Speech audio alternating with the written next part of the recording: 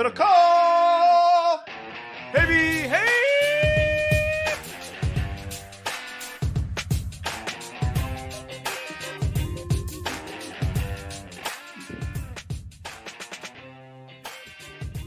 Pour me a cold one, guy. Pour me a cold one. Well, there's always Tito's. That there is. That there is. And we might need, as you reverse engineered it, about 17 John Dailies. Make it a double. Hi, everybody. We are live on YouTube on Sunday afternoon. If you're listening to this podcast, thank you for that. Subscribe to this channel on YouTube. Hit that like button. We appreciate that. A full season of content, God, we hope, is coming up this year, beginning today. But comment, too, for the – I saw some people over the weekend, John, comment for the algorithm. Much appreciated. Smash that like button and share the podcast with your friends and potentially your enemies as well. Hold on.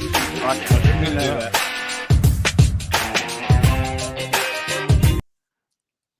Done. All right. Pardon the rain. It's wet in here. Podcast. 5 stars. We appreciate that. Apple Podcast or wherever you listen to your podcast. We appreciate that as well. A lot to talk about. We were planning to go live on a little more towards the evening after the afternoon games, but we decided why not jump in right now. So that's what we're going to do. First, let's tell you that we are brought to you, sponsored by our friends at Tito's Handmade Vodka. Wonderful people. I spent my part of my Friday with Tito's. I know you've spent part of your Friday and your Saturday with Tito's. Actually, I had a Tito's. Our friend Greg took me out to Olympic. They had a Tito's grape infusion on the menu. Did you have that when you were out there? Not the transfusion, an infusion? Sorry, transfusion. Yeah. Gotcha. Yeah, I mean, that's transfusion. They just roll right up with a bag and a needle, and you just The first time I just seen transfusions a lot on the internet. I had never had one until he took us out there. I think it was last year, maybe earlier this year when I tried one, and they're fantastic. You know, I tend to like my my vodka drinks, my Tito's drinks, pretty simple. As crazy as I get as the John Daly, but then you have one of those and you went, holy moly, they're pretty flavorful. Yeah, very fantastic. Not too sweet, but yeah, that's the beauty of Tito's. You can make it whatever you want. You can make it extra sweet. You can make it no sweet. Tito's and soda, whatever. Tito's Handmade Vodka, John, it is numero uno, and it has been for a long time since Tito Beveridge himself started making the stuff in '95. Multiple awards, double choice, double gold medals at the World Spirits competitions. Multiple people out there, we started talking Tito, started asking about the Tito's. They're like, what's with the Tito's in the can? I had to explain to people it's not real. So that marketing thing really got people's attention clearly. And it was just always great. Great first football weekend with Tito's. I can say that for sure. I agree. If I was at the Fresno State game last night, like many were, I'm sure a lot of people needed them after that devastating loss to roll right into this Niners game and lose like that. You need to double down. So this is a weekend for Tito's, guy. Yep. Where Tito's is based, Austin, Texas. You lose a game like that when you think you might upset the number one team in the country. Technically, they're not, I guess, number one as we sit here right now, but essentially you view them as the best program in the country, and you have them on the ropes. You're leading. I would imagine there were some Tito's drank last night around the Austin parts, don't you think? Tito's a UT grad? Yeah. All right. Bottled, distilled and bottled in Austin, Texas, 40% alcohol by volume, namely 80 proof, crafted to be savored responsibly. Also sponsored by DraftKings. Let's tell you about that. Lock of the week this week was... Oh, loser. We're at $0, guy. Niners -7. We lost $500 on that. Your lock of the week in college football was very good. You took Kentucky over Florida. So congrats to Anthony Richardson for all the NIL deals he signed last week, because Kentucky, Scangarello, you texted me, you're like, Scangarello. Maybe Shanahan was missing Scangarello. Guy, he was running like a pitch inside wide receiver power runs. It was like, God, I got a little Kyle vibes. You win at Florida, hammer him +6.5. DraftKings Sportsbook +6.5. Let's go, baby. So that was a good pick. I had Iowa -3.5. I got multiple texts. Jeff Schwartz texted me. He's like, I love the pick. Iowa lost. So I need to get off the schneid. What was the final score on that? 10-7. Iowa missed a field goal at the end of regulation to send it to overtime at home. John, week 2 of touchdowns, big plays, and even bigger wins at DraftKings Sportsbook, an official sports betting partner of the NFL. This week, new customers use the code HAM, can bet just $5 on any game, get $200 in free bets instantly. Plus, there's even more action you can jump in on. Yep, guy. So it's simple. This Sunday, bet on an NFL team to win. If your team leads by 10 points at any time during the game, you get paid instantly, even if your team loses. Hell, the Niners. We should have done the early win promotion instead of the lock of the week. Boom, we would have won. Download the DraftKings Sportsbook app now. Use the promo code HAM. Get $200 in free bets instantly when you place a $5 bet on any football game. That's code HAM. Only at DraftKings Sportsbook, an official sports betting partner of the NFL. Minimum age and eligibility restrictions apply. See show notes for details. All right, John. Let's start it off with the Niners lost to the Bears. The 49ers lost to the Bears in a game that they fumbled early. Looked like then they were able to get a little control of the game. Were not able to capitalize on opportunities. The Bears hung around. Justin Fields made plays. And the 49ers, we spent a lot of time talking about how it compared a little bit to last week. You've got some games early in the season, last year. You got some games early in the season, too, that you should win. Easy landing spot. Easy landing spot. Last year they did it. This year they did not. Weather a factor? Maybe, but both teams played in that weather, as somebody on Twitter said to me. That's correct. And the Niners are 0-1. Yeah, I think there's no way around it. When the dust settled and you lose 19-10 week 1 against the Chicago Bears, who you thought, I'd say universally, most people agreed were going to be terrible. You lose by 9 points, as we got them as a 7-point favorite. Game open, I think, ended up kicking off at 6.5, but easily one of the biggest favorites of the opening weekend. Everyone's picking you, including myself, to be right there for the Super Bowl, and you lose the game. There's no other way. It's an embarrassing loss. It's not a devastating loss in the sense of like it's week 1. You got a lot of shit. Obviously, got 16 more games.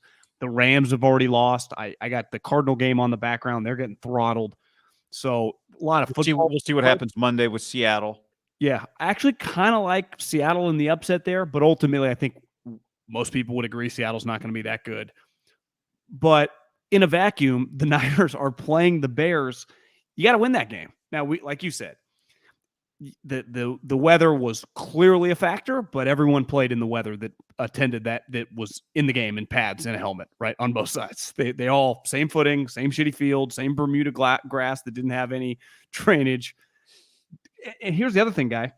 If I would have told you this on Friday, hey, they're going to lose, be like, well, did they lose? Were they losing the whole game? They just have a terrible game. They were up 10-0 in a weather game where at one point in time, someone tweeted at me like, hey, the Niners have 150 yards and the Bears have like 17. They were, I text someone, the score does not reflect what I'm witnessing because they're beating the shit out of them. Remember the first drive of the game, they go right down the field, Deebo fumbles. But this is what I say all the time about the sport of football, unlike all the other businesses we work in. It is so black and white.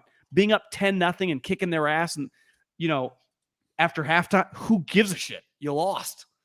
You lost by, honestly, a pretty wide margin. I mean, 9 points in the NFL, that's a pretty big, gap. Yeah. Yeah. And they were not, they didn't get they didn't convert late. They were not in any position. It didn't feel like they were not one drive away from winning that game, right? To your point, 9 points means you're 2 drives away from winning that game. And even before they didn't pick up the 4th down, their pace was terrible at the end of the game. They could not get the ball down the field. Like one of the things we talked about, and we'll talk about Trey. We'll start kind of big picture here. But one of the things we talked about a lot going from Jimmy Garoppolo to Trey Lance is that when you need a big drive late in a game, it's tough when it takes you 15 plays to get down the field, right? And the clock is not your friend. Well, that last drive, John, it took them 12 plays. Okay, they're down 2 scores. They get the ball down 2 scores with 7 minutes. Took them 12 plays and almost 4 minutes to get to their own 46-yard line. Now, that is a situation where, the rain, all that stuff was a factor there. But 12 plays to get to my point is just they were not about to drive the field. Even if they converted that, get the ball back and drive the field again. It was just a very tall task, to your point, that 9 point, it was a wide margin, 9 points. And it really, easily should have been 11. The Bears missed 2 extra points. Yeah, I mean, guy, they got outscored in the second half 19-3. Like, that's just in a weather game. Like, we hammered this. I don't think I quite knew. I wouldn't have changed. We knew by the time we were going to make the bet and we're dead set that the weather was coming. Early on, we felt very strong about it in the week. I didn't quite understand the rain. I don't think even if I knew that it was going to be as rainy as it was, I would have taken back at least my part of the bet, like pushing for it. I know we were in agreement, but are you blaming me? No. My point is, like, I'm just saying, like, I don't think I would have changed if I would have known the weather going into the game. Though I think it's pretty clear it's just hard to score. So once you're playing in a game that's going to be very, very hard to score, especially with a young quarterback that's going to be an up and down roller coaster ride, that you score 19 points and a half in a rain-soaked game where it's tough to move the ball. Like, no one's going to have 500 yards of offense. Like, that's a problem. And, we can talk about Fields a little later, but you hit some crazy big plays, and the Niners did not hit crazy big plays. Honestly, they didn't really hit any plays in the second half. It felt like, right? Besides just a couple of little runs, and they just were not hitting plays. They hit Jennings for 44 yards on a 3rd and 6 in the third quarter that led to the field goal that made it 10-0. Was that in the third quarter or the fourth quarter? Or I mean the second quarter. They were up 10-0 at half, right? No. Yeah, they were up 7-0 at half, and they scored the field goal. 8 minutes left in the third, and then he hit Jennings again later to start that drive after the Bears scored the touchdown. But anyway, keep going. Sorry. Yeah, there's nothing explosive. But once the rain starts coming down, unless you do pull plays out of your ass, like, you're not going to be explosive. So if you're going to give up 19 points and a half, it's going to be a massive problem. And not just 19 points and a half. Once they kicked that field goal after the Jennings play to go up 10-0, they gave up 19 unanswered points. Right. So, like, this wasn't going to be, even if the Niners were on, they weren't going to score 30 points in this game. Like, to me, if they had a good game, what 24-ish, 25, like that range. So you give up 19 points and a half and 19 points unanswered, that team is going to be in the game. If I just told you that the Bears during this game scored 19 points unanswered, if we knew that going in, we would definitely not have bet on them. Well, It would have been one of those where even if the Niners capitalized on all their offensive opportunities, that equates to a backdoor cover easily in the NFL. Yeah, so right? it's 25-19. We push or lose for sure. Yeah. So it's like, it's weird. Like, I don't think the defense was terrible or bad by any means, but you give up big plays that lead to touchdowns, and they did that twice. It's a problem because Trey the Niners didn't capitalize when they had the opportunities on big plays to score touchdowns. Yeah. Somebody on the stream says, relax, it's week 1. There's no doubt. But I think we just go back to last year when they made the playoffs by a very slim margin, and the games they won at the beginning of the year were big games for them, and their schedule is difficult this year. But yeah, I think part of this, we can only just react to the Bears game. Right? We're not allowed to react to the week 4 Rams game. Why? It's fucking 3 weeks away. We can't react to them just beating, the Chargers. That hasn't happened yet. Who knows? They may not win that game. They've played one game and they lost. And I just saw someone in the chat, and here's where I do think there's no overreaction. Like, I'm not changing my stance on the season by any means. I still feel very good about them, but they have way better players than the Bears. And this is not the NBA or Major League Baseball where the Yankees can lose 8 straight games to bad teams, right? The Warriors can lose 3 or 4 games in a row and try to win those games, and ultimately it doesn't matter. In football, you only get 17 shots of these, and now it puts that much more emphasis when you play the playoff teams, like your margin for error in those games, when you don't win the easy games. And I'm not changing my stance. Like, I don't think the Bears are going to be very good. I don't think they're going to all of a sudden win 7-8 games. I had texted a buddy in the NFL, like, could they win one when the 49ers? Obviously, they already got their one, but I still view them as a 4 or 5 win team. And when you lose to those type teams, which happens every year, remember on the Super Bowl team, they lost to the Falcons late in the year, and that Falcons team was really bad. So you're allowed, when the totality of the season happens, and if you win 10, 11 games, no one remembers that specific game. Maybe they do if you don't win the division, right? If it's a difference between one game when you sweep the Rams or whatever, and you're the wild card and they win the division because of that game, like that, like every game does matter. But right now in the vacuum, like, I'm sorry, you lose to a team that you are way more talented, that, like, everyone has agreed upon. We all played on the same shitty ass field. It's not like their players, and you could argue that neutralizes the talent. I would argue that. I would agree, but it's a fact, but you still got to take advantage of it. So, like, to what you just said, I think there's always, and we've talked about this a lot, there's 2 things that come out of every game: the math that the result of the game creates, and then what you think would have happened if that game were played, what you really think of the way the team played, right?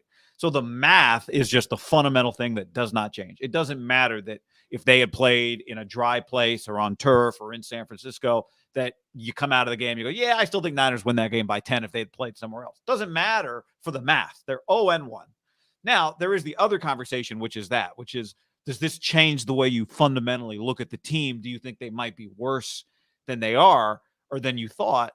That's where the weather comes into play. Like, that's where you can say, all right, I'm willing to give them to understand that against a better team, the Niners might be better because, their advantages won't get neutralized in the way that it felt like their pass rush a little got affected by the fact that it was very difficult to corral Justin Fields, which is going to be hard even on dry fields. I thought it affected that today. Maybe it's harder to defend, whatever. Like, I thought Trey looked a little uncomfortable with his footing, all those sorts of things that you go, okay, in a different environment, maybe they win that game. So I think what it sounds like what you're saying, I know this is what I'm saying. Fundamentally, it's the math is what hurts the most out of it. We'll have a bunch of conversations after that about, do we need to reevaluate anything about how good they are or Trey or, the Jimmy thing? Obviously, people will talk about all week. The defense, was this defense going to be as good as all that kind of stuff that, those things take weeks to get answered.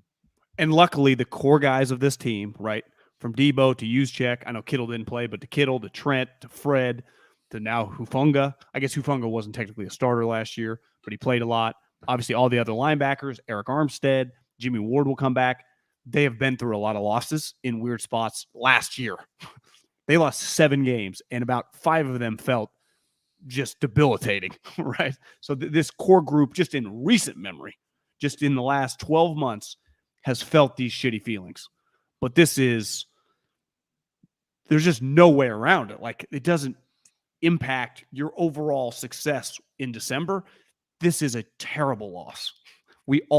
Every single human would be in agreement that it is watching from a 49ers angle. It's a terrible loss. And I think universally people are going to say, around the league, like, the Niners are dramatically better than the Bears. So anytime a dramatically better team loses to a team, that's a bad loss in the NFL, right?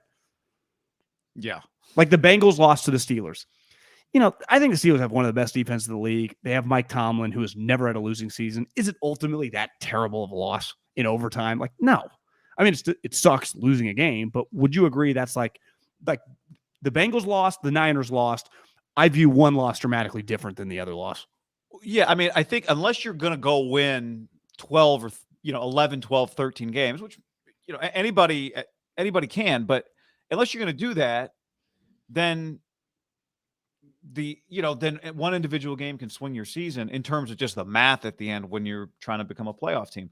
And when a season begins, no matter how good anybody was last year in the AFC North, you look at it and go, Steelers, Bengals, split. Ravens, Steelers, probably split. Bengals, Ravens, probably split. Like, that's to your point. Like, that, you just assume you're going to lose one, you're going to win one, right? So that's part of the reason I think it's very different. And, the other thing is, like, Joe Burrow had 4 first half turnovers. I think you can go, that's not who Joe is. We've got a bigger body of work on Joe than we have on Trey Lance. We're still trying to figure out exactly who Trey Lance is. Now, no quarterback gets judged by how they play in that environment necessarily. But I do think if you're a Bears fan, you come out of it pretty happy. Somebody tweeted me because I was like, well, I won't get to Fields. Anyway, I'll get to that later. You want to dive into Trey Lance, though, right now? Yeah, let's evaluate Trey Lance today. What do you think how he played? Well, I'd say the first half, I thought he was pretty good. Just how calm he was. He was pretty accurate. He wasn't throwing. What does Peyton call his balls? A soft wobble? Tight wobble. Tight wobble. I thought he was throwing. You and I were texting back and forth. He was throwing some spirals. Now there are going to be 1 or 2 plays a game, and it literally happens in every Kyle Shanahan game where he is going to scheme you a play that the guy is going to score on. And years ago, when you and I talked with Kittle talked about it. This is when Kittle was young. We had him on the pod. A lot of new listeners since then. And Kittle, because we talked about the Austin Hooper thing, about Austin Hooper saying Kyle Shanahan's like this. He tells you to do certain things on a route, and like, this is going to happen in the game. And if you listen, it'll work and it'll pop. And that was a play to Croft. That play might have been Kittle if he was healthy, but either way, like, it was an overthrow. Now, I tweeted this immediately. I had this thought immediately. Like, the Niners have been missing that play even when they've been good. So it's not like that's just kind of what they've been doing. And that's a problem. And even Kyle mentioned that in his post-game press conference. We got to hit that play.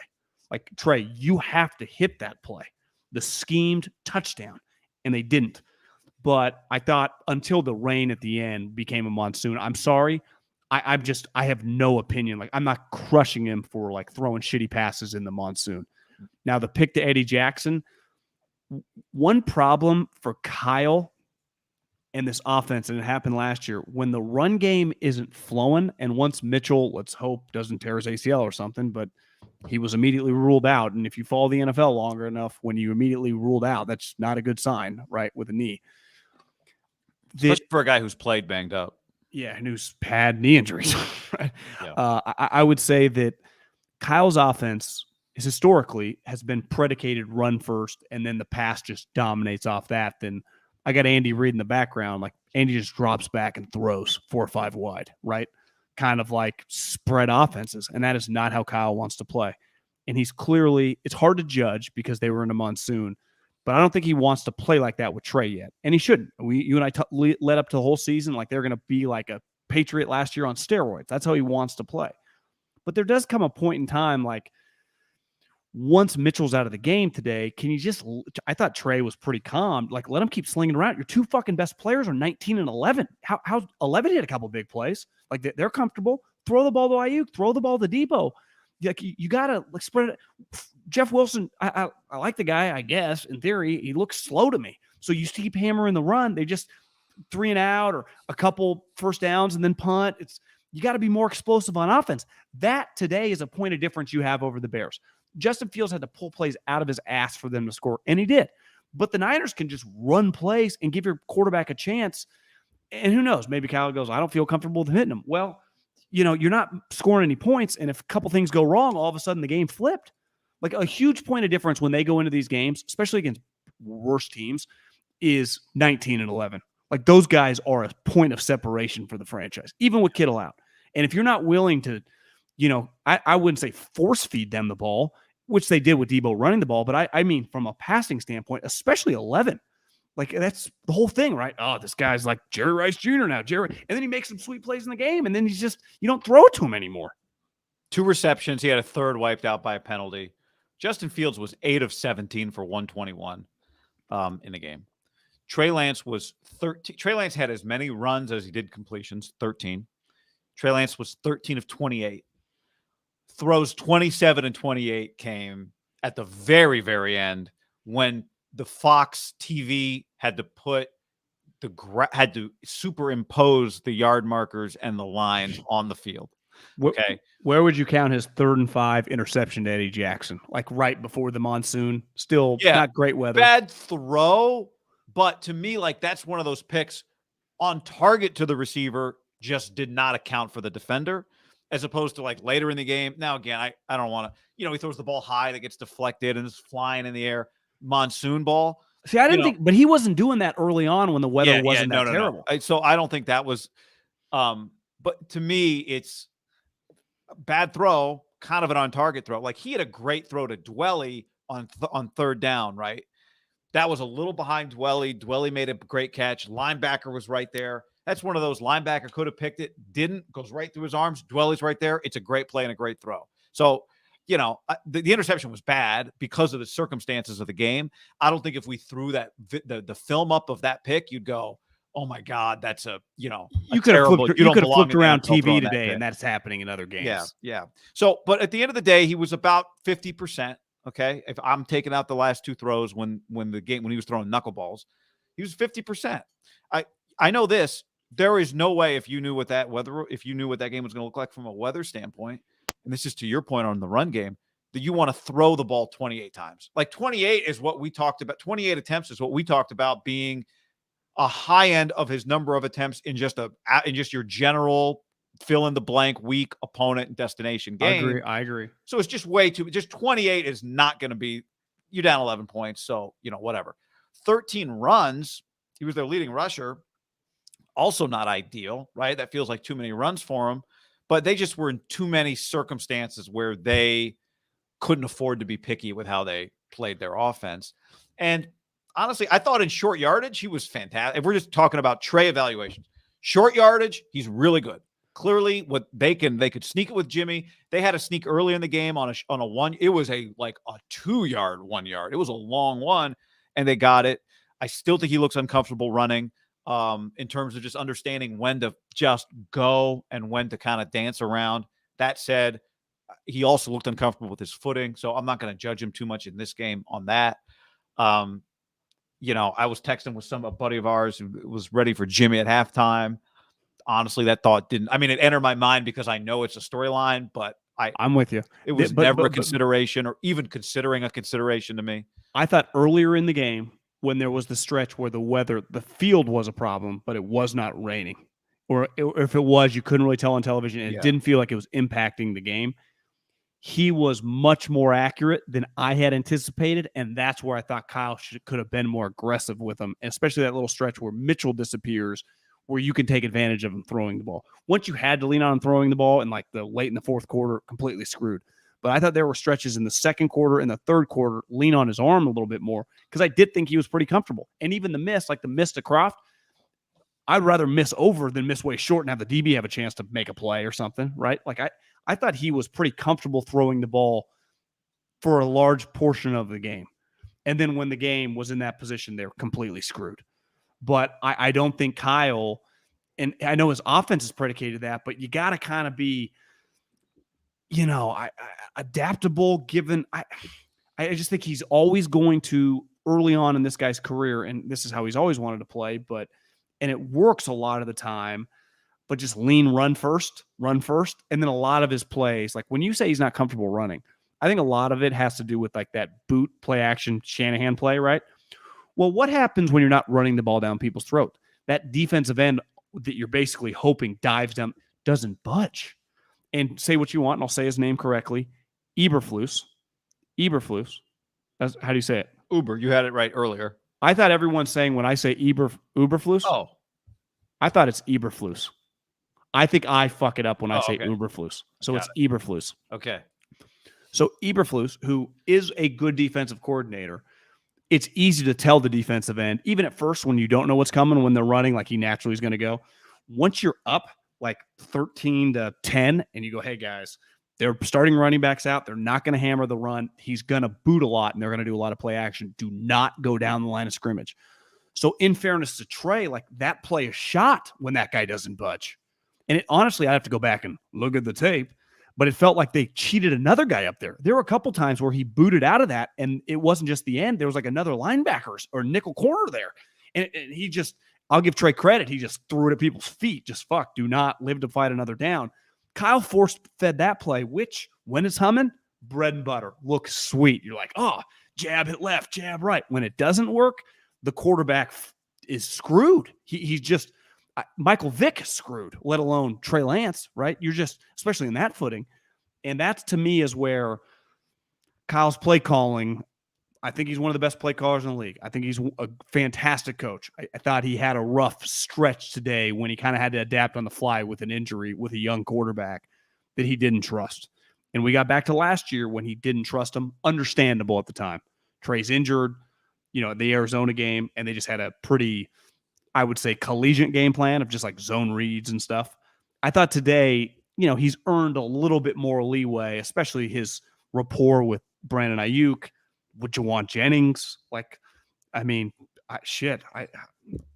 was just, I actually put it more on Kyle than I do Trey for a large percentage of the game. I thought Trey was pretty under control at the end. Toward the end, as the rain came, he looked like a disaster, but the game was kind of already, in fairness to him, the defense was giving up these huge plays, and he can't control that. Yeah, and I don't have the second half stats in front of me. First half, the Niners were over 6 yards per carry. Now, obviously, part of that was Elijah Mitchell was almost 7 yards a carry. And they finished the game under 5, which is still pretty good. I mean, 4.8 yards per carry is pretty damn good, right? But his legs did come in, today, just the difference between him and Jimmy, right, in a field like that when McGlinchey, sometimes doesn't touch the guy pass rushing. Yeah, I mean, the question, right, is would the ball have been out earlier with a more experienced quarterback and the legs don't come into play? But I'm with you. His legs were a net positive at the end of the day. there are still areas where I think he needs to get more comfortable with it, but whatever. That's a separate issue. Did run going forward, I thought, a little bit with more urgency and effort. I thought he did in short yardage. I still thought he danced when it was 8 yards to go a little bit, but again, easy for me to say. Yeah, I just think you got to come to grips. He's not, tippy toe smooth runner. He's more of a power runner. And what I'm saying is I want to see in short yardage when it's like he's got just go get 3 yards, he goes. But when it's 8 yards, I think it looks to me like he's trying to break a 40-yard run instead of running straight for 8 yards and getting 8 yards. That's how I would describe what it looks like to me. But again, that is so far from any issue that the Niners have. Like that is, if he plays a lot, I think that'll take care of itself and he'll get more comfortable with it. But that is just something we talked about a lot last year. And so, just a bullet point to kind of revisit. The other thing to your point on Shanahan is part of the offense. And I go back to the stat I gave you at the beginning of the season. No player in the NFL last year, no quarterback, threw fewer tight window throws than Patrick Mahomes. So Patrick Mahomes' guys were wide ass open the most. And part of the reason you believe in Trey, if you believe in Trey, is because you think Kyle can scheme guys wide ass open, which he did. He schemed Croft wide ass open. He got Ayuk wide ass open.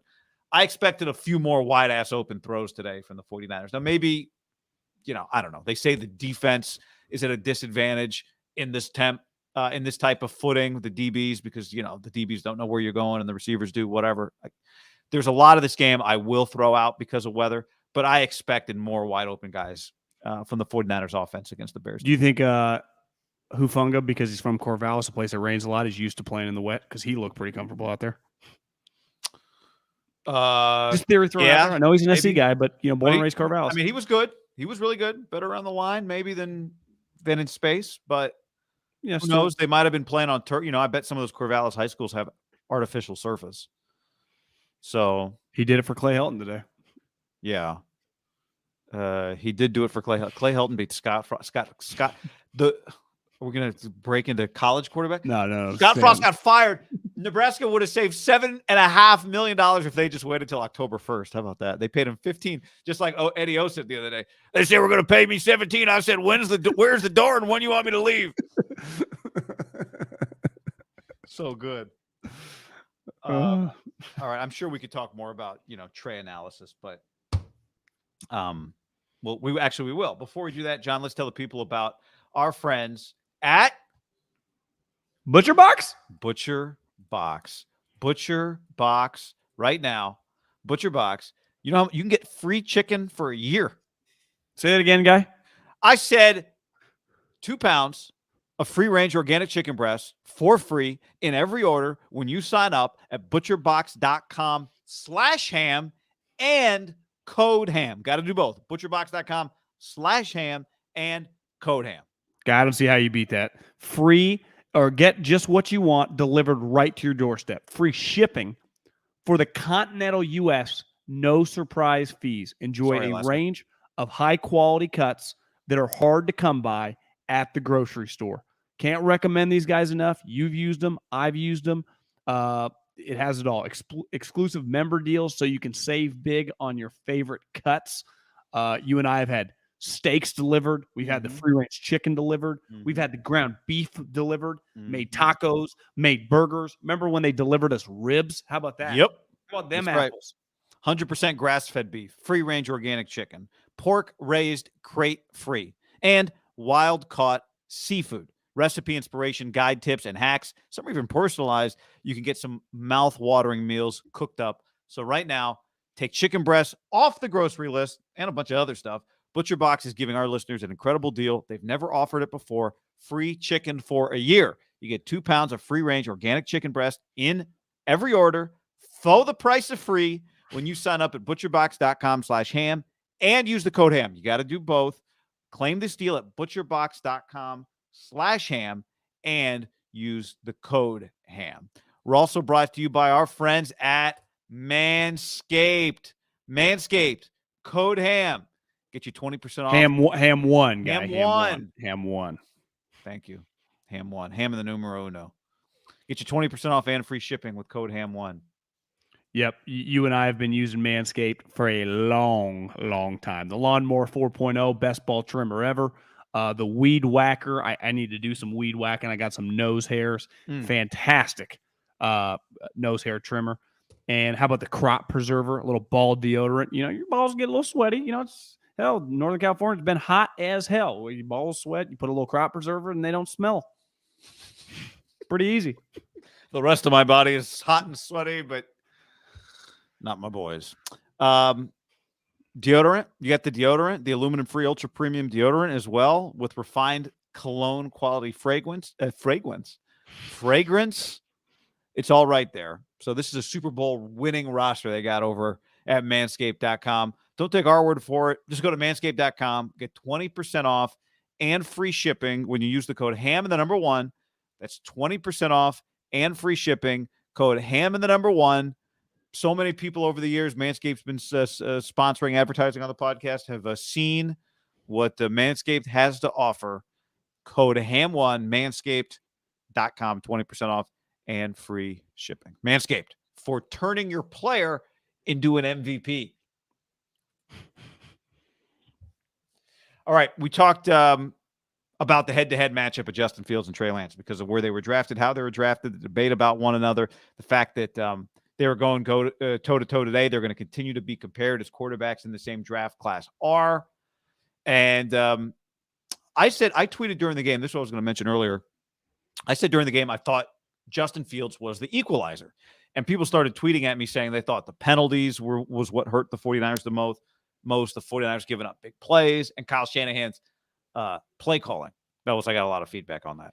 I still maintain, despite what the box score says, that Justin Fields' ability to negate what was clearly the Niners' best advantage on defense, which was their pass rush, is ultimately what won the Bears the game. I thought some of the 49ers penalties came as a result of the fact that Justin Fields put stress on the 49ers defense. And I think in the end that Justin Fields was the difference in that game. Well, he obviously, the Dante Pettis pass, I thought gave the team life, right? He was going to be sacked. He runs around and he makes the pass across his body over the other side of the field, and he basically walks in the end zone. The Niners were kicking the shit out of him, even though it was a 10-0 game, and it felt like they were screwed. They had nothing on offense. And then the later pass to one of the St. Brown brothers, he just can keep plays alive with his feet. And to me, I would say one difference right now, he's a much faster player than Trey. Like Justin Fields was a 4.3 athlete. Yeah. I think Trey and twitchier, John, I think, in the pocket and twitchier. Yeah, he is much closer to a Russell Westbrook, Tyreek Hill, like that level athlete than I think we all have to admit Lance is. Lance is just a bigger, more powerful guy. Not that Fields is small. And to me, he made just remarkable plays that for whatever reason, and I've said this back to the Kyle Shanahan thing, when he runs those boot actions, it doesn't allow him. They just ran some basic like drop back passes with Fields. Now, some of those plays he's running for his life. Even the touchdown play, he's running for his life. But he's able to run for his life, keep the play alive. And, I mean, I would say the Pettis touchdown that made it 10-7 had some young Russell Wilson vibes to it. Yeah. Similar to when he beat the Niners, when he made that play, a similar play against the Niners last year in terms of just the play was over, but then Justin Fields beat the Niners defense. Now, here's a big picture thing. Those plays, any coach would tell you this. I think a good GM would tell you this. People in the league would tell you this. Those are outlier plays. Now, that's why Justin Fields is part of why he's a really good prospect. There were a lot of plays when he was just in the pocket where it looked like he had no clue where the ball was going. He threw an early pick to Hufanga. It's not like he was, like you said, he had 8 completions. 2 of them just happened to be touchdowns. Now, I say it all the time. The whole point of this game is to outscore the opponent, and he's making plays that are leading to touchdowns. To me, Trey, like, I actually felt beside the Eddie Jackson play, and after that I scrap once it gets really rainy. Like, I thought he was pretty comfortable throwing it to different people. A couple overthrows, but in terms of throwing the ball relative to Fields. Like, I thought he was on just a little bit of a different level in terms of throwing the ball down the field, seeing the plays. I might have to watch the tape again, John. With that in mind, I did not feel that way watching the game. I thought Trey Lance watching the game was much more comfortable throughout the majority of it in the pocket throwing the ball. I tell you this, for both of them, when you do remember we talked about this a lot with Jimmy, when you did the drop back, he's going to throw, we can't see the receiver in the screen, I held my breath. But see, here's where he impressed me immediately when he's throwing the ball at people's feet, like he understands, like not forcing it. Yeah. I gave him some credit on some of those. That's true, but some of those plays are plays that Fields then makes something happen with his legs. But this is the difference in the coaching staff. Like, I don't think Kyle, ultimately with the Bears, like whether Fields told or not, Fields like, fuck it. I'm Justin Fields, 5-star guy, went to Georgia, went to Ohio State. I'm going to do whatever the hell I want. And it feels that, and it worked out a couple times for him. And they kind of need that. They 100% need that. And it does feel like Trey plays a little like, this is what Kyle wants me to do. This is what Kyle wants me to do. This is what Kyle wants me to do. And I'm not, who knows if he would just ad lib like that. I'm not acting I don't think like watching him in college, he will. Like, I think he is kind of looks to throw. Then if he has to get out, he'll just go. Yeah, more buttoned up within the offense. Like, this is what I'm told to do. As opposed to doing a 360 to try and find somebody. Which is fine. If that's the way he's going to play, you need to be, you need to make plays. And that to me, that is like, he's got to be explosive. And once they get to better weather these next couple weeks, like, can they be explosive on offense with him within the construct of the offense? Because I'm not expecting like the 360 Justin Fields. Like, we've seen that last year. We've seen it this year. Is he going to be some great player? I don't know. He does have remarkable talent, right? To just his physical ability and kind of innate ability to make some shit out of nowhere, where we haven't seen that with Trey Lance. Now, he's played a lot more than Trey, but just even today, we saw one guy both on the same cruddy, soaked Bermuda. One guy made spectacular plays out of nothing. The other guy just felt like buttoned up doing what he's told to do. And having been very close and watched this Kyle operation, I can understand where he's trying to please this guy who's not easy to please. They are in completely different situations, right? I agree with that. I also think I think what Kyle wants him to do is part of what he fundamentally did in college. So I do think it's part of who he is like just staying in there as long as he can to find something, maybe move out for one throw, but be a little less. And of course he would be a little less of a one-on-one or a 1-on-5 basketball player, right? A little less Steph Curry with the ball behind the line of scrimmage. It's just not who he has been his whole career. That is who Fields has been growing up as a quarterback. That's not who Trey was at North Dakota State, which is fine. I mean, I think by and large, when you are projecting a quarterback, most teams would rather have the guy that hangs in and throws. True. Right? I think Fields did have I would say that his claim to fame in college is that, I think, 6-touchdown game against Clemson. Remember when he was making all the throws? He threw a bunch in the playoff game and the Final Four. That's a long time ago now. But look, the possibility exists that he ends up as the better player. 100%. He's been the better player his entire life till they got to the NFL and one guy was drafted ahead of the other guy. And Kyle, who I'm not down on Trey Lance by any means, but ultimately Kyle, it's been well documented, did not think he was even in the same level as Mac Jones. As an evaluator. Fields. Yep. Fields was not part of the evaluation. And look, and that'll put pressure on Kyle if Fields turned out to be great and Trey doesn't. But part of the reason that I bet on Trey was because he's going to play for Kyle. And he's going to play with Deebo, and he's going to play with Trent Williams and Juszczyk and the running backs. You are not alone, though. A lot of people, that's why people are betting on him. Yeah, I mean, that's part of it. It's not, I wouldn't put him on the Bears and feel as good about him, right? And you might put Fields on the Niners, and maybe you'd feel better. I don't know. He might miss some of the stuff that Trey is kind of training to do. So we are so far from conclusions. When you look historically at how long it takes to really know, and we think like, oh, Josh Allen, it was obvious right away. Mahomes, it was obvious right away. Yeah, well, you know who else looked good after a couple of years is Wentz and Goff. And Wentz is on his third team, and Goff went, God only knows what his completion percentage was today. Okay, they covered. Goff had actually picked it up. He was 21 to 37. Yeah, they somehow scored 35 points. Yeah. Jeez. What did football team? Anyway, so Wentz had long way to go is the point. And I still think Trey, because of his organization, has set up big picture. But the reality exists, and I think we talked about this the other day, maybe Eberflus is a good football coach. He might be. He's a really good defensive coordinator. We know that. Like, he's not a schmuck. No. But his talent right now, it's just, he doesn't have around him what Trey Lance has around him, and that did not show in the end. It did look that way early, though. Did. It's an example too. You let a team hang around. Everyone says it. You let somebody hang around. The game is not played though in 28 minutes, right? I mean, you do get the full game. Yeah. We play golf, you get 18 holes. You get 4 quarters of football. Don't I know it? I was on 7 the other day thinking about. I was joking. You have fast start at Olympic? I did not. And you know how it's like, what were you thinking about on that shot? My answer would have been dinner. I was thinking about a double cheeseburger for dinner on the 7th hole. So I don't know. Anyway, that's unrelated to anything. Lack of focus was not part of the problem for the 49ers on offense. Maybe on defense. I mean, the penalties were. You can't ignore the fact that they committed a shit ton of bad penalties. You want to get into the good and the bad? Yeah, let's get into the good and the bad. You start. Let's alternate. Well, I mean, you were just starting. Start first and foremost with the bad. All right, good and bad. Penalties at the top of the list. And the question is going to be, is this who this team is? Or was this the product of a weird day?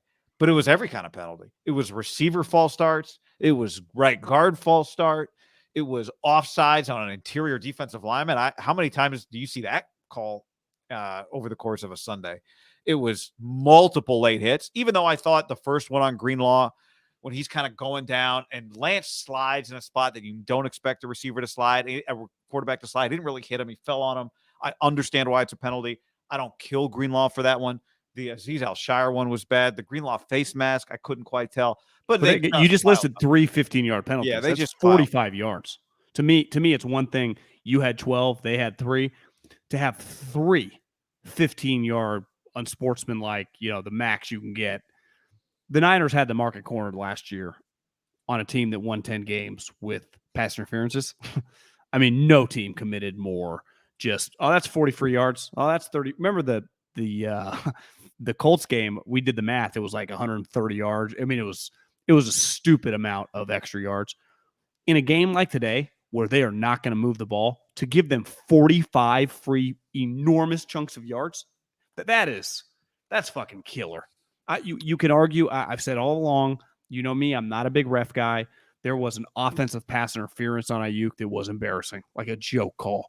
But that's part of football. Like I can make fun of the refs. I think they're relatively incompetent. I compare them to government officials. It's one of the only professions where you can be crappy at your job and keep I think your government job. officials more incompetent, but I agree. More accountability on refs because we see what they're doing. True, but it doesn't feel like they ever lose their gig. Well, because I do think it's a very difficult job, but the penalties were just outrageously terribly timed. I mean, that's just. I blame the Niners much more than I blame the referees for their penalties. Yes, do you agree with so that? if we throw the Greenlaw one the away, third most penalized team in the league last year. Third. Al-Shire's was a double whammy. At this point in time, we don't know if he got a concussion or not, but he definitely wobbled a little bit and got taken immediately by the couple trainers, right?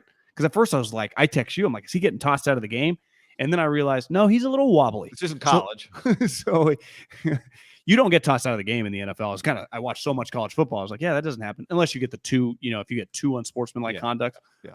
But yeah, and there was a play. Was there a defensive holding play on Kinlaw in the game where he held on to 2 offensive linemen that they called? It's just they had a variety.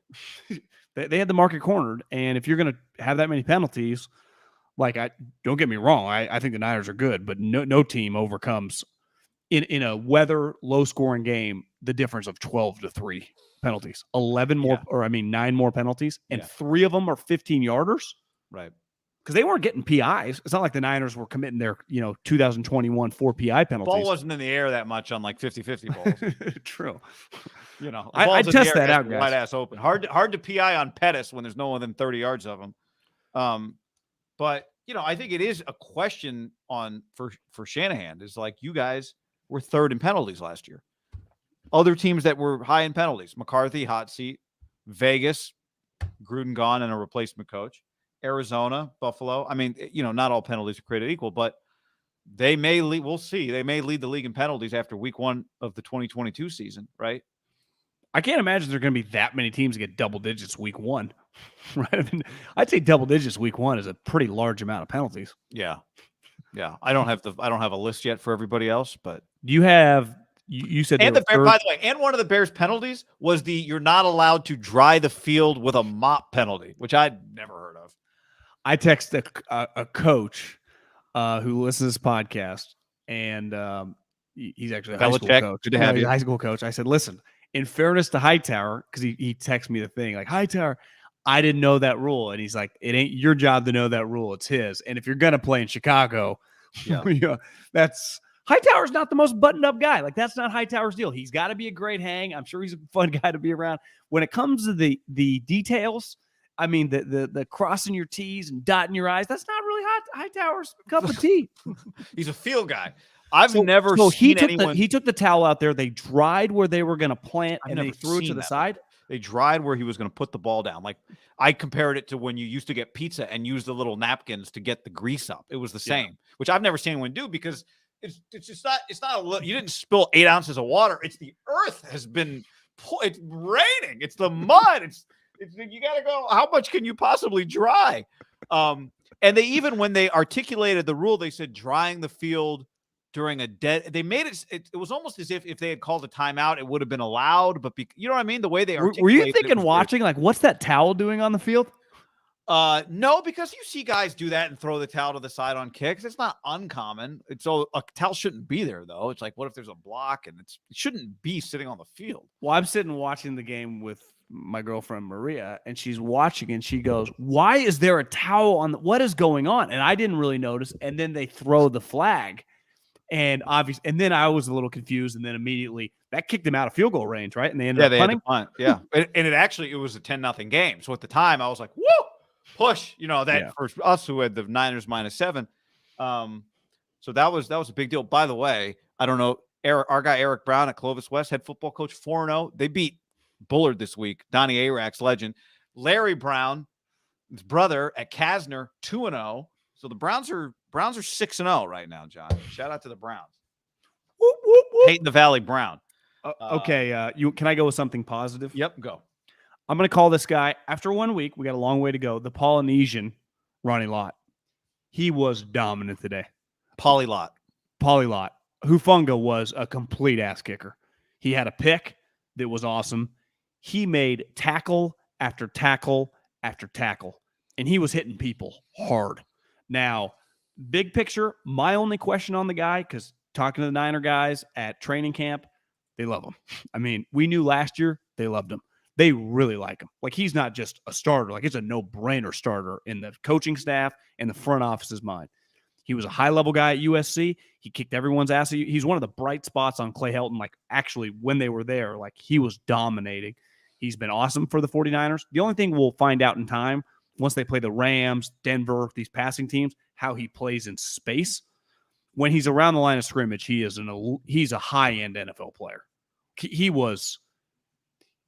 His impact wasn't, I mean, he dominated today. There were times when he was hitting people, and you're like, because Fred, sometimes you're like, is that Fred? No, it's Hufanga, just crushing people. Yeah. It felt like he is fearless. To me, part of it was in this game with this weather, right? Jimmy Ward's out. It was he could play near the line of scrimmage. It was a leadership type game. Like, to me, my thought when I watched him was, if you told me he's a captain next year on the 49ers, one of the 12, and Lance is 13th, that wouldn't surprise me. Right. That was my thought watching Hufanga. If you told me he's a captain on the Niners for like 4 years, that would not surprise me. Now, he's not like people in the chat, like he's Polamalu. Well, he's not Polamalu. Yeah. This guy's a Hall of Famer. And there are questions. And I would imagine, Seattle doesn't have the quarterbacks to test him, but they do have the receivers to test Polamalu next week. So that's a separate issue. And Russell, he's going to have the talent. Like, they're going to play teams. And the Rams are going to be throwing the ball. Yeah, they're going to, like, it's Jimmy. It could get. But you just see he, on a basic level, he belongs. He gets the W. He doesn't have the C on his chest. He gets the WD, though, right? He gets the War Daddy sticker. Yeah, he was a War Daddy today.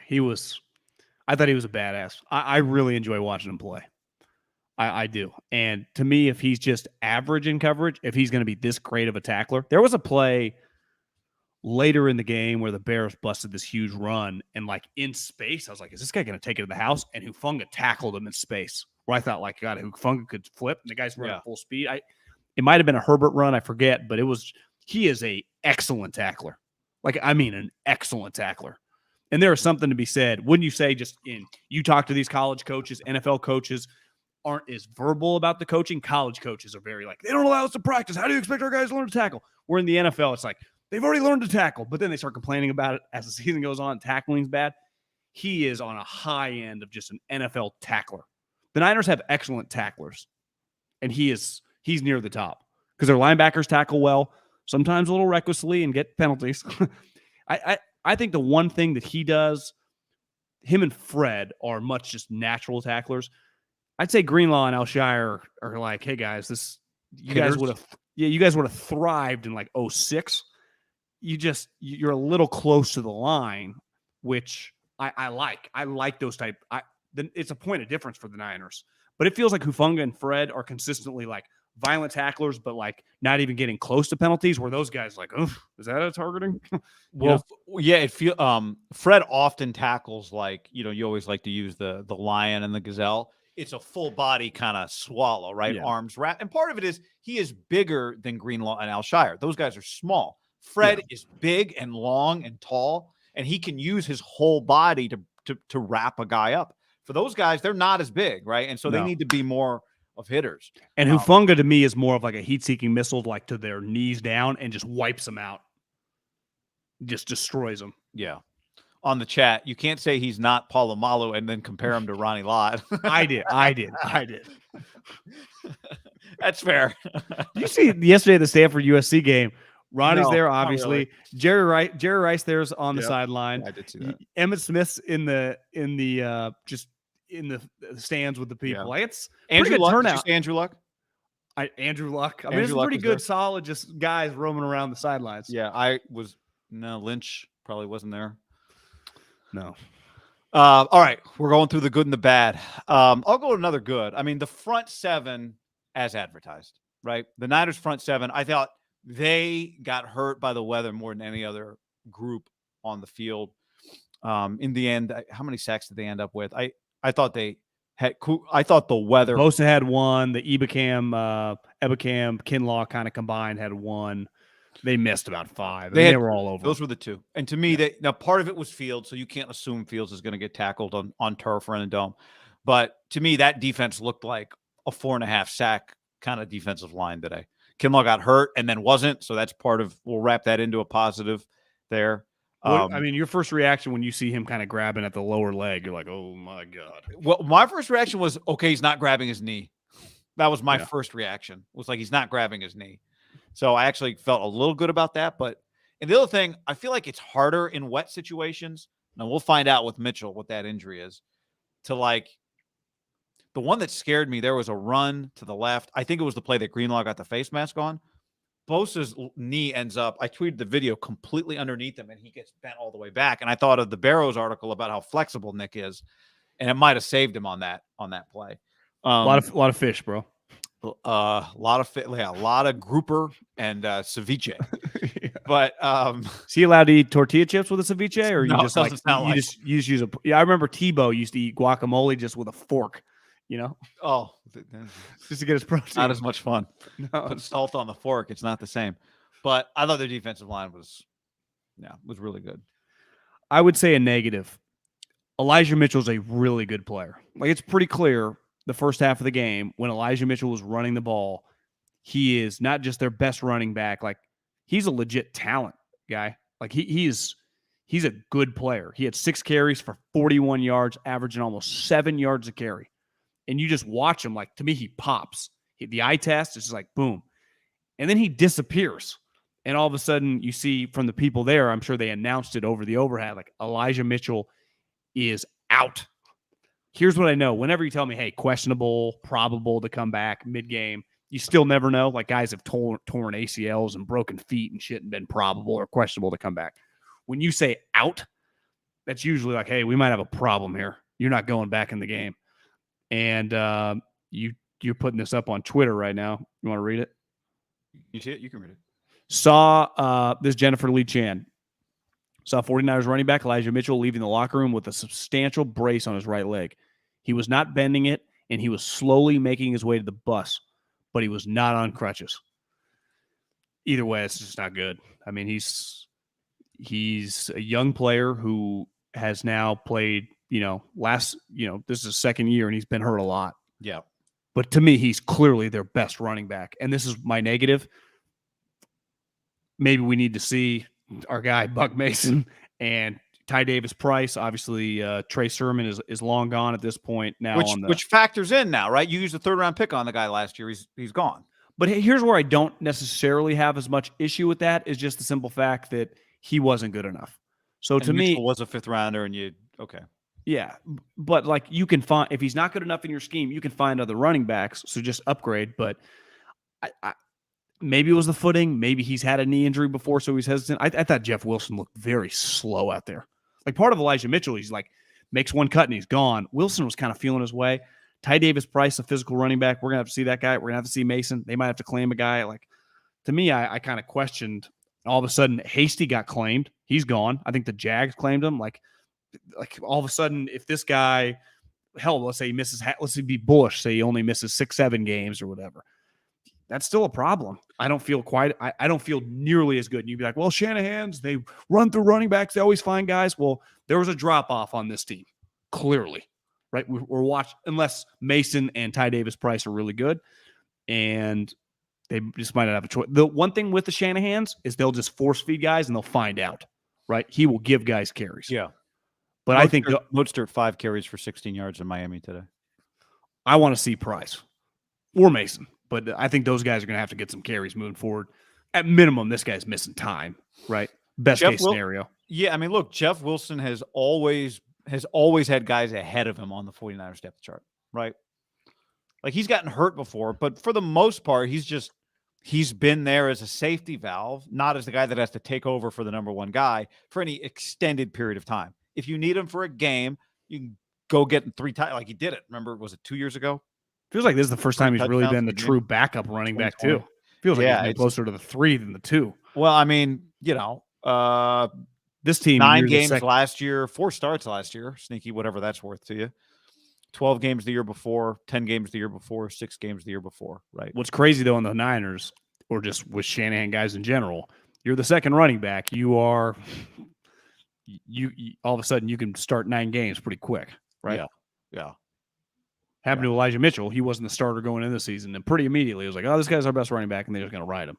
That's where I do think that Price or Mason, are going to have the opportunity very fast to, like, if they get some carries and start, like, he'll just keep giving whoever his best running back is the ball. He is not, to me, he's much more stubborn with the passing game than he is with the running backs. Like, he will just run the horse. And Elijah Mitchell is his horse, in theory. I mean, he gets hurt a lot now, which sucks. He's a really good player. He's got everything you need except right now availability. And, if he's hurt, that's the other thing. Says. The best ability is availability. Don't press send. Or play Oklahoma State on the road. Kittle hurt. Mitchell hurt.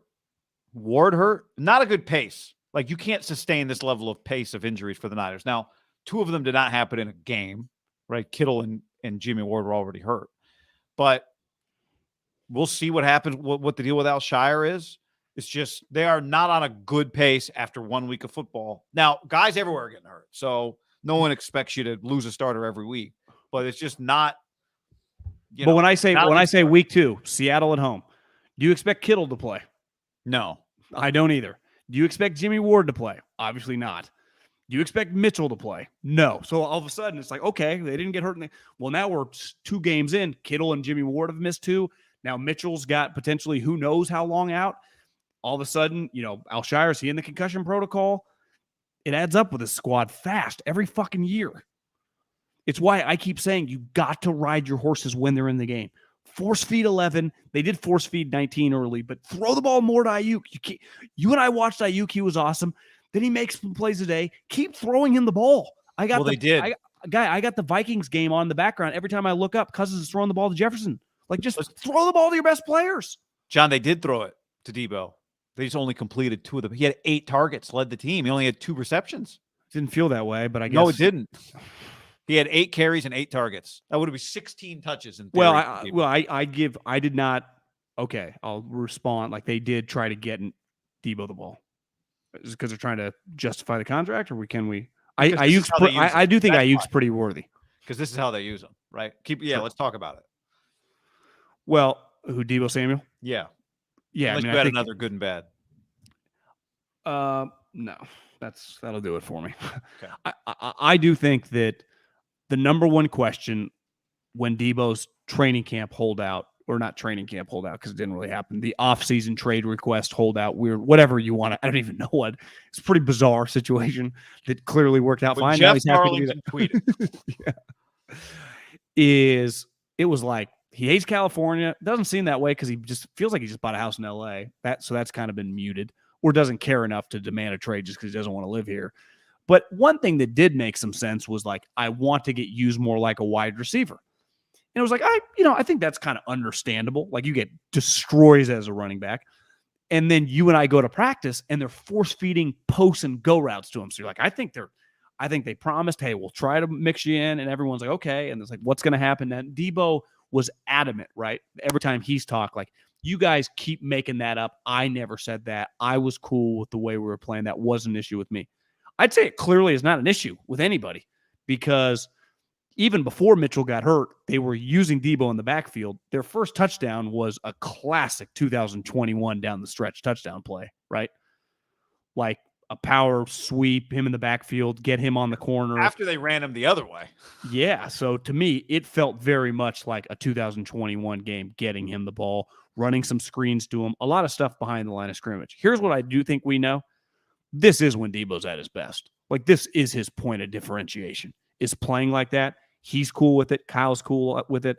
I also think part of football is like when you're in the game, like the first play I saw someone tweeted out, like, Lamar's back at it, and it's Lamar, a little run, he gets tackled. Like, Lamar ain't just going to play all of a sudden like Patrick Mahomes and throw it 50 times a game. Like, the Ravens are going to be good. What are they going to do? They're going to use him to run the football, which is a whole nother story. I think it's insane that he's just cool with playing it out on his fifth-year option and playing like that. It's like he's too good of a guy. But, like, in fairness to Deebo, like, this is what the money's for, right? They paid him all this money. Draper said. Yeah, and he was doing it before the money. He's doing it after the money, but he should want to do it. Isn't that when he's great? Like, he met Eddie Jackson at the goal line, and what happened to Eddie Jackson? Eddie Jackson flew backwards, Deebo flew forward, and Deebo scored. And immediately the NFL tweets it out because it's sweet. So I actually feel pretty good about, like, the relationship that way, and just his, like, there probably is not a better coach for Deebo Samuel and Deebo Samuel to play with. Like, it is a match made in football heaven, is it not? Yeah, it is. It is. The question is sustainable. Sustainable is the question. You're right. But last year, first 8 games, Deebo missed a game. Deebo played in 16 to 17 games. First 8 games, he had 6 carries. The next 8 games that he played in, he had 53 carries. So he went from less than a carry a game to 6.6 carries per game. And it was easy to justify last year. Every game for the second half of the season for the Niners was a must-win game. And so it was kind of like using Madison Bumgarner as a reliever. You're just doing everything you got to do. Let's get to the finish line. John needs a refill. We'll just get to the finish line, and then we'll figure it out next year. Oh, I thought you were holding up a cup. And then we'll figure it out next year, right? That was last year. 7 carries per game for Deebo in the second half of the season, because this is the best way the offense functions. It's not the way you want to live forever because you think it's unsustainable, but let's just do what is required now. The question is, week 1, okay, the Bears. You watch the game, you went, okay, we can make an exception. That is what's required today. Deebo's going to have to carry the ball 8 times, given the weather and the situation. Fine. The question is, how many of the next 16 games are they going to end up in when it looks like, that's what's required today. We just get Deebo, diet starts on Monday, basically, right? Like, that's the question. How many times are they going to be like, diet starts on Monday? 12. Yeah. So, guy, he's averaging 6.5 yards a carry. Like, you watch him, it works. Why would you not do it? Because you feared that you'll lose everything you get from him, right? Yeah, I think the main question is, like, you watch Jamar Chase, you watch just the other I know he's on a rookie contract, but Tyreek, Devontae, whoever, the violence in which Deebo, the runs end, are just not the violence that 98% of pass catches end, right? Like, Ayuk catches balls a day and gets tackled into a normal football tackle. It kind of rolled over on, just get tackled. Deebo fumbles because, like, the 5th guy there, I have to watch the play. Maybe it was. No, the guy hit it, remember? But then it was a punch, yeah. Yeah, the guy punched it. But he's still running through traffic. punches it as a guy's torpedoing with his helmet right at like Deebo's That penis. was a run play, correct? I think so. Manscaped.com/ promo code ham1. Might have been a pass. The play worked, but Deebo got corralled by 3 different guys, hit in the leg, helmet to the cock. He got swung at in the ball. It was a run play. It was a violent. I would say it was a head-to-head collision. His run plays end violently. Head-to-head collision. Head-to-head. Well, I don't think Deebo got hit on the head, did he? Well, according to your description, he did. Yeah. Oh, yeah. Head-to-head collision. Yeah, it was. But this goes back to the run plays they're not in space. They end up in front of around a lot of people. Try to be kid friendly. That's the point. Is run plays end up in traffic. You run the ball enough, you're gonna fumble the ball. But here's the other thing: Deebo, like Kittle, I think they like knowing, like, unless he's going to run into your team's Ray Lewis or what, and I don't think he would lower his shoulder consistently. He didn't necessarily have to today on what's the guy? Who's the Bears star linebacker from Georgia that held out forever? Rolando McClain? No. You're close. Roquan Smith. But when I think he sees a corner or a safety, he goes, I'm trucking this motherfucker. Because you know what? He does. Kittle definitely does that too, with linebackers included. That to me is where it gets risky. It's not even the run plays. Some running backs just kind of get down and avoid plays. Frank Gore was king of it, played 75 years. Deebo's going, his touchdown, he literally saw Eddie Jackson, and he didn't try to dive to the pylon. He lowered his shoulder and emasculated, can't even speak, Eddie Jackson. Now, you could argue Eddie Jackson got him back, and Eddie Jackson would say, I don't get paid to hit, I get paid to make plays on the ball. And look, I got a pick. But he destroyed him. And the majority of safeties now are not Hufanga. So Deebo knows that. But to me, that's pretty scary, isn't it? Because most of the offensive play or the defensive players that he's going to come into collisions with outside the tackle box are going to be guys in his head. He goes, I'm lowering my shoulder. Hell, he's done it to Jalen Ramsey a couple times. And I would say Jalen is not afraid to hit. And he's on the bigger end of guys. Right. So Deebo, every single time that he gets a corner or a safety, I think he's going to lean physicality, which is, there is going to come a point. And those collisions are big, even if those guys are smaller, because they're running a long way to get to them. And Deebo's running full speed. So it's at minimum 8 yards each, full speed. Some are 15, 18, depending on the angle. And this is what I think with Kittle. Now, we still have no clue how Kittle got hurt. One thing I'm learning from a former scout / podcaster, but the way I view football philosophically when it comes to players, I don't think you take that out of players. Like, I think Eddie Jackson has never been known as a hitter. Saying you can't or you don't want to. Well, I just think like you're wired like you're wired. Once you get to a certain level, like you can improve. Like there are certain parts of football you can improve on, like accuracy. Right? It's been proven you can become more accurate. I was told this in the NFL, and when I've watched football for the last 12 years since being told this, I 100% believe it. You don't add strength as a lineman. Like he's just not quite strong enough. He's always going to be weak. The strength you have at 22, you don't add like you're able to handle the bull rush.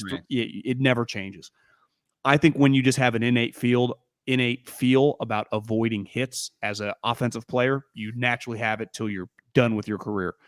I think when you're naturally like, I'm a motherfucker, like Kittle and Deebo, and it's what have made them great players, I think they're going to go down like that. Yeah. Like that's just who they are. Can you think of guys that, I'm sure there have been guys that maybe early in their career had to slide a little more, whatever.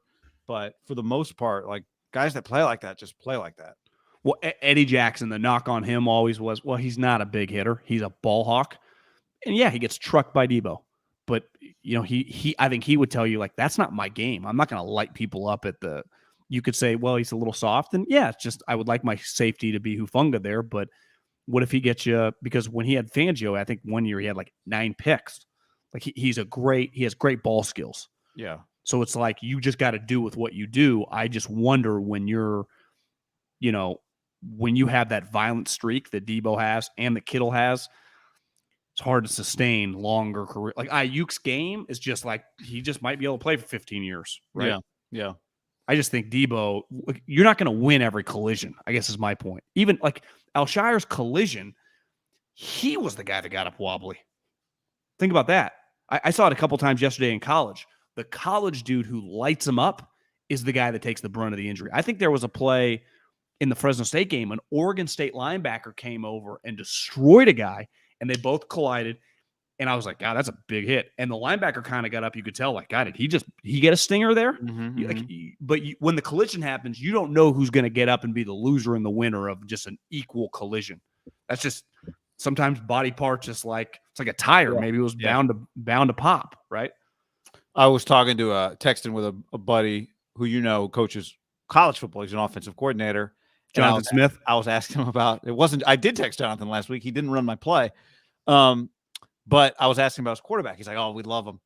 I was like, tell me about him. He's like, well, the one thing, he's not really an alpha. I'm like, well, that's not ideal for your quarterback. Well, I'm watching their game yesterday, kind of close game, late game situation. It's like a down and long distance. Quarterback scrambles, slides 1 yard shy of the first down mark instead of dives. And I texted the guy during the game. He got back to me after the game. I'm like, should he have dove there? I mean, easy for me to say from my couch, should have dove. He's like, yeah, that's what I was talking about. He's just not like, do you ever get that? I don't think so. Does that stop you from becoming great? Maybe. I heard Dilfer with Russillo. He thought that it's very hard to come into the NFL without traits that he thinks you can learn sometimes in college. Because I do think about yourself, how much you learn from 18 to 22. I think it's really like Trey's characteristics are kind of going to keep like his characteristics, kind of his characteristics. I do think you have some influence potential. Yeah. Yeah. Good 19, environment, 20, 21. Yeah. And just have a good, maybe a position coach or a head coach that, pushes you. I think Nick Saban has a lot of impact on his guys, leadership wise, Urban to, Lincoln that just, I think, but I'm not saying that everyone has the possibility. But to me, we're talking about just like innate when the ball's in my hand, which is a good thing. Every coach ever has always said, like, finish. And that is the number one thing those two guys do. And Deebo really has been relatively healthy this last year in a game, but Kittle is not. You really can't thrive as a defensive player without that. You can as an offensive player. Right? Yes, 100%. And Kittle and Deebo have defensive mindsets. It's really what fits Shanahan, because he's an offensive coach who has a style of play that fits defensive coaches. Well, for example, he had an incredible catch on Thursday Night Football. Cooper Kupp, the last word I would use to describe him would be like violent, and it's completely irrelevant, right? He is a dominant football player who just avoids everything, who just dominates. But it's like violence. Think about the greatest show on turf, Rams receivers. Physicality. Think about like Marvin Harrison's of the world. Like, who cares? And Cooper's like, I'm going to catch 170 balls this year. What do I, Doesn't matter. I'm with you. So Deebo ain't changing, and that's good for the Niners, unless it turns out to not be because something happens. But all right, other NFL stuff, other football stuff from the weekend. We can add some Chargers and Kansas City's up 23-7 as we're doing this right now. There were a lot of games today that looked like they were going to be blowouts and weren't. We talked the other day. We liked the Steelers. You bet on Tomlin, nailed that. Burrow had 4 turnovers in the first half. Dolphins, someone in the chat said earlier, maybe this is a good place to start. Did the Niners keep the wrong coach? Mike McDaniel beats Bill Belichick in his head. Think about that just for a second. His head coaching debut beats Bill Belichick.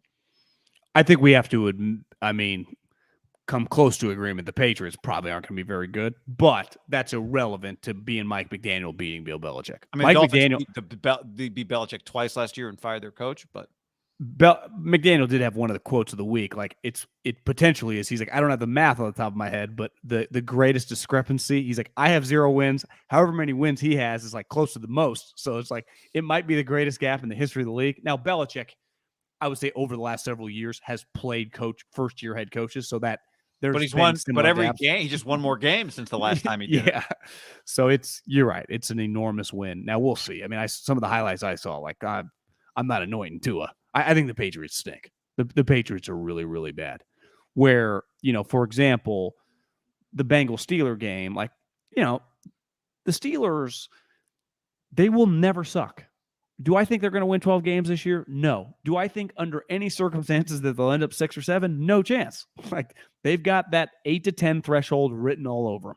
And they're just going to come down to, like, if they would have tied today or win today. Well, they pull out the win today. Now, when we were on, right before we jumped on, I saw TJ Watt tore his pec. And through the TV here, I see JJ Watt rooting on his team because he's injured. Like, it's just TJ Watt's been relatively healthy. Now he's hurt. Obviously, JJ's career has been all injuries lately. It sucks. I mean, those guys are elite players, and the Watt family just fucking gets injured a lot. A lot. Yeah. I mean, if TJ tore his pec, that is. Did you see the stretch where he had a sack and then he had the pick? No. Did you see the highlight? His pick was one of those, like the defensive end. He throws like a crossing route or a slant, and TJ 5 feet away does the jump up, somehow catches it while it's going 90 miles an hour. It's an incredible play. I mean, it's incredible. I saw someone tweet like, was that the greatest 2-play stretch in NFL history? Saints beat the Falcons in a thriller. Browns beat the Panthers. Stat line on that, 16 of 27, 235 for Baker. 147 passing for Jacoby. 141 rushing for Nick Chubb. And McCaffrey not great in his return. I'd say any win that you get, especially on the road with Jacoby Brissett, feels like 1.5. Yeah. Right? How about the Eagles? And I mean, you mentioned that game earlier. They were up big, though. 38-35. Was it a shootout? Because they were up pretty big. At one point in time. I mean, when I say shootout, I just mean both teams scored a lot of points. Yeah, right. They were up the game 38-21. I had a buddy on the Eagles. I haven't seen no touchdowns. I haven't seen one snap of that game. I just got a text from a dude on the Eagles. They're like, the Lions, God, they just no quitting them. You know? Well, it's the story of their life. I mean, what was the stat on fired Scott Frost? Like 5 and 22 in 1-score games or something like that. Crazy. AJ Brown, 10 catches for 155 yards. Good start. Zero passing touchdowns for the Eagles in a 38-point output. How many did they have? A pick 6? They had 4 rushing touchdowns and 1, 2, 3, 4, a field goal, and fumble 6, pick 6, pick 6. I'm not giving up on the Lions, guy. No, they're scrappy. I would give it up on them for what? Just to be competitive, or to make 6, 7, 8 wins? Yeah, just be a tough team to play every week. We're recording this before Sunday Night Football. Bucks, Cowboys. What else? I do think at one point in time, I looked up and the Falcons were destroying New Orleans. I think it was like 23-10. And I'm thinking, you can't take over for Sean Payton and lose week 1 to the Atlanta Falcons. For Dennis Allen had to win that game. Like, just to people, his own building, to kind of believe in him. Even if it's ugly, whatever road. 26-10. I thought, is Dennis Allen going to lose this game like 35-10 opening when he clearly has the better team? So you come back to win on the road, like, just get a win. That was a big win for Dennis Allen, who I'm still betting against. But sure. Hey. But I think the thing with New Orleans is I think like none of their coaching staff has changed. The whole thing is the same, right? Yeah, they rolled it all back. So a lot of people talk shit about this guy, and there was a moment today where he threw a bad pick in the fourth quarter. Carson Wentz did throw 4 touchdowns today. 4. And they were up in that game. I mean, what was the final there?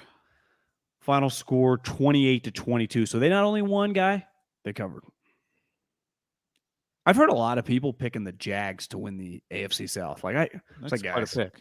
Yeah, I'd pump the brakes on that one a little bit. 4 touchdowns from Wentz, though, start the year. I would imagine when the season ends, depending on what happens tonight and Russell Wilson, there's a decent chance no other quarterback in the league throws 4 touchdowns. Yeah, I saw some of that, just some highlights. And the one thing you can't deny with him is if you just watch a play of Carson Wentz, you think that might be one of the better quarterbacks in the NFL. Well, Patrick already has 3, and he's still got 2 quarters left, so he might end with 5. I mean, 2 of 23 of 33, 270, 1 touchdown, as you tweeted, dime on a ball to Tyreek. What did Tyreek? Tyreek was 8 for 94, 12 targets. There was one other. What was I going to point out to you? Oh, how about this stat? Frank Reich. Who did I hear say this the other day? Because I saw you tweet, are we sure Frank Reich's any good? And I was listening to a podcast the other day. I don't remember if it was Lombardi, might have been Michael Lombardi. I don't know if you heard this, who said that he wasn't saying Chris Ballard had to talk Jim Irsay out of firing Frank Reich, but kind of like, yeah, Jim might have done it just for the Wentz disaster, and Ballard kind of stood up for Frank last year. I think it might have been him. Frank, I get by tying the Texans, he prevents himself from being 0-5 in season openers. The Colts, I looked it up, have not won a season opener since Chuck Pagano beat Dennis Allen and the Raiders in 2013. My question would be, Jim Irsay had a tweet this morning. Fantastic Twitter follower. He did a press conference. He did his season press conference. I guess he owns an ice rink from his Zamboni earlier in August. Jim Irsay is just a classic individual. That he tweeted like, if yesterday shows anything, in football, anything can happen, basically. But it also feels like, Frank, anything better not happen with us. They were a 7-point favorite, and they tied the Houston Texans, who I actually think the Houston Texans are going to be much more scrappy this year. But I can't imagine that Jim Irsay he does feel like pretty on edge right now, because in fairness, they just gave $60 million to their guard. They have a bunch of Pro Bowlers. He's got to be thinking we should be pretty good. They're not. Yeah. I want to go back and watch Davis Mills. Maybe, I don't know if this is the week to do it, but that's going to be like on Sunday nights where you're like, hey, what do I need to catch up on Monday? Davis Mills might be one of the things you need to catch up on Monday, right? Depending who the Texans play. Who do they have week 2? Houston plays Denver. So that could be an interesting week 2 game, right? Yeah. Kind of just are we going to have to really pay attention to Davis Mills or not, depending on what happens. But, yeah, his line wasn't bad. I'm looking at, again, there's a lot of time left in the second quarter of the Cardinals-Chiefs game as we talk. And Kelsey already has 7 catches for 95 yards and a touchdown. Mahomes just threw a dime on the move. They look like the Bills right now, well-oiled, ass-kicking machine on offense. I think the Bills and the Chiefs, the league is lucky both those teams don't play on a dome. Because watching them against the Rams, the Bills, and watching the Chiefs right now against the Cardinals, they would dominate. Because they have 2 quarterbacks that just want to throw it 50 times a game. They want to do the opposite of what Kyle has wet dreams about doing. Coach, let us throw it every play. And we'll audible some runs when we see the looks, right? Kelsey, everyone's like, is this the year Kelsey slows down? I'm watching them in the background just fly around. And last time I checked, the Cardinals have one thing you'd say about them, they do have a lot of big-time athletes on defense that can run. Kelsey looks like we've argued before, the Kelsey, Waller, Kittle thing. Like he's in a completely different class than everyone else, right? Well, here's a stat that tells you a lot about that game. Budda Baker leads the Cardinals in tackles right now. So, but yeah, Waller just signed his money too. Touchdown Chiefs, 37. Wow.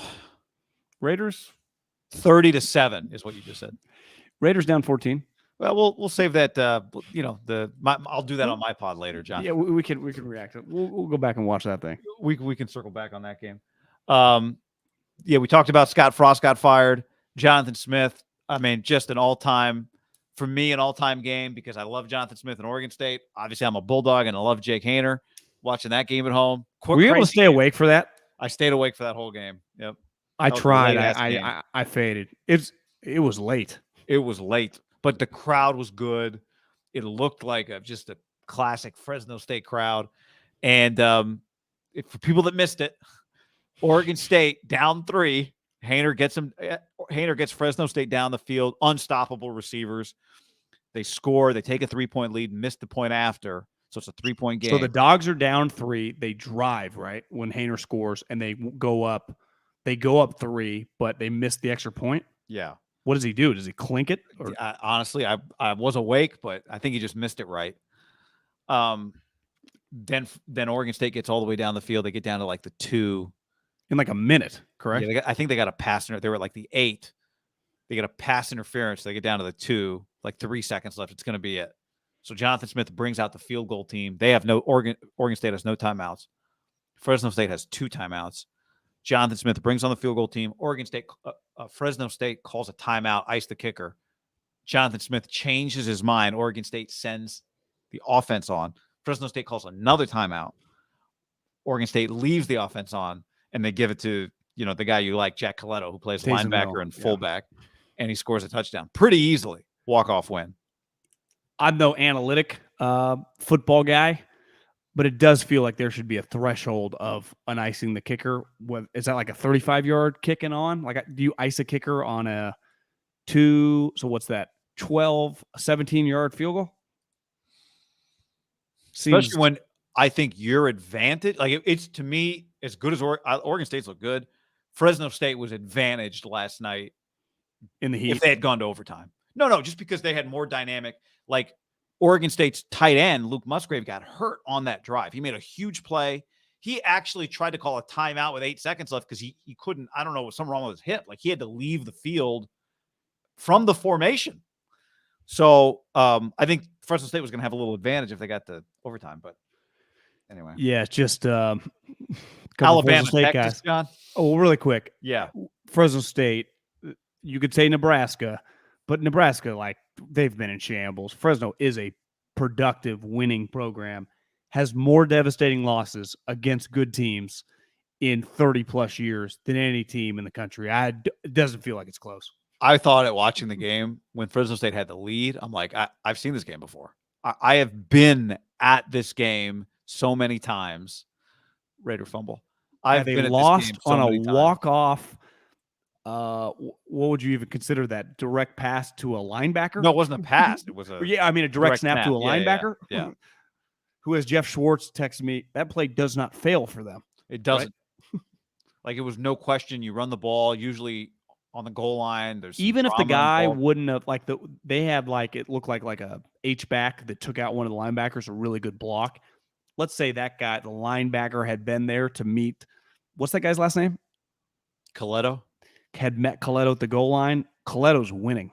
Coletto's bigger than every guy on the Dogs front seven, it looked like.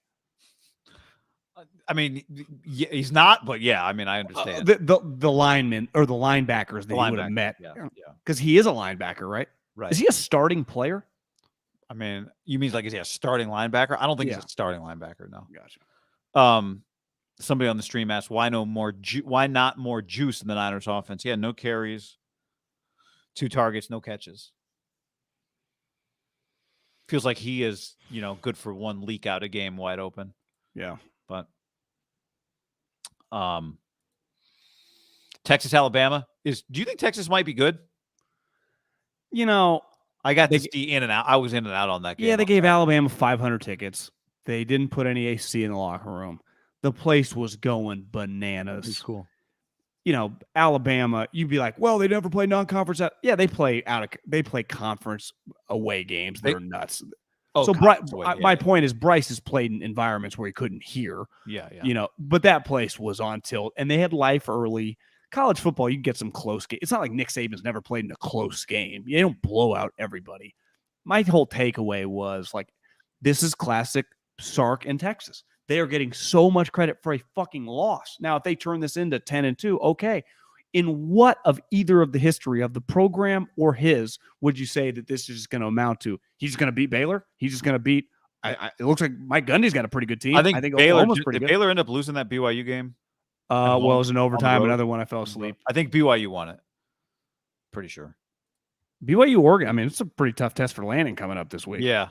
I talked to Schwartz. I was talking to Schwartz yesterday or 2 days ago. He's like, Oregon, a 21-point favorite against Eastern Washington? He's like, that's a joke. I think, did they score 75 or was that Utah? Oregon might have scored 51. Yeah, Utah won 73-7. After 2 weeks, Anthony Richardson, Florida quarterback, top 10 pick or not? Was then after that game no longer. Will Levis, what'd you think? I think he looks pretty good. He looks like an NFL quarterback. Now, top 10 pick, still got a ways to go. Scangarello's offense, we need to pump the brakes on making fun of him for leaving, getting fired, whatever. We did. We already pumped. We did, but I'm just saying other people. I just hope everyone realizes Kentucky's a top, I don't know, the rankings came out today. I would imagine they're top 12-ish. Their program's legit. He's making 7 figures. If he has success and Levis gets drafted, are we sure that he's not an offensive coordinator in the NFL next year? It's a good question. I mean, No, we're not. We're not sure. Or he could go somewhere else. Although I would expect Kentucky can pay him a lot of money, so he may not go somewhere else. Stoops, like you texted me the other night, can really coach. Last night when he won, all time winningest coach in the history of the school. The chick comes up to him. Mike? Is that Mark. Mike's the shitty one that was at Arizona for a second. Mark and Bob are good. Because what Bob did at Oklahoma, remarkable. Everyone wins at Oklahoma. You could argue what Mark is doing currently at Kentucky is pretty insane. Consistently just winning 10 games. Yeah, I think when you think of some of the most impressive, I'd say like the stretch where Cutcliffe won at Duke is probably just a really impressive stretch. The Harbaugh-Shaw run at Stanford, we'll see if Stanford can get it back, but that's just like on the level of really impressive. Leach at Tech. Leach it like everywhere. Yeah. Although Washington State won. Washington State beat Wisconsin on the road. Incredible win. Incredible win. Go get them, Jake Dickert. If you're his quote, if you're juiceless, you're useless.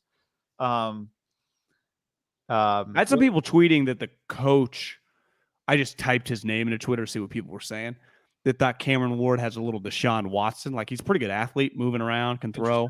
Yeah. That was just Dickert's family came storming on the field after he interviewed from there. Yeah. It was pretty, as Maria says, Apache State, also known as Appalachian State. Oh, Apache State. beat Texas A&M. Yeah. The coach cried. Yesterday, the Sun Belt that has Marshall, Appalachian State, and Georgia Southern. Yeah. I would say one of those is not like the other two. Appalachian State, I think if you put Appalachian State currently in the Pac-12, in the ACC, in the Big 12, maybe the Big 10 and the SEC would be a more difficult for them. I think they might not be like Utah or Oklahoma, but I think they could win eight games. You're saying they're different because they're better or because they were just an FCS team? I think they're different because they're fucking good. Yeah. I think if you put them in the Pac-12 or the ACC, I think they would compete and they would win. I think they would win closer to 9 games than 7. Like, their overall record would. If you told me they went 9-3 in the ACC or the Pac-12, I think that's believable. Because I watched them back-to-back weeks against UNC. They easily could have won, and they kind of took it to A&M, who has some quarterback issues, but they got talent everywhere. That's Appalachian State's they're a 10-win program this year. They're just good. But Georgia Southern and Marshall, Marcus Freeman, Marcus Freeman is going to be one and done if they go 6-6. They have averaged 11 games a year the last 5 years. He did not. Someone's like, well, you wouldn't say that about Nebraska. Well, yeah, Scott Frost took over a terrible program. Marcus Freeman was handed a Ferrari. Like, this thing was humming. And they lost to 20-point favorite to lose to Marshall. He's 0-3. First time it's ever happened in the history of the program. You see some of those stats yesterday on Marcus Freeman, like first Notre Dame coach. He's 0-3? Well, because he lost his bowl game to Oklahoma State. Okay. They had a 30-point lead, but okay. Well, now he's but okay. Okay, he's 0-2 this year, and no one blames you for Ohio State.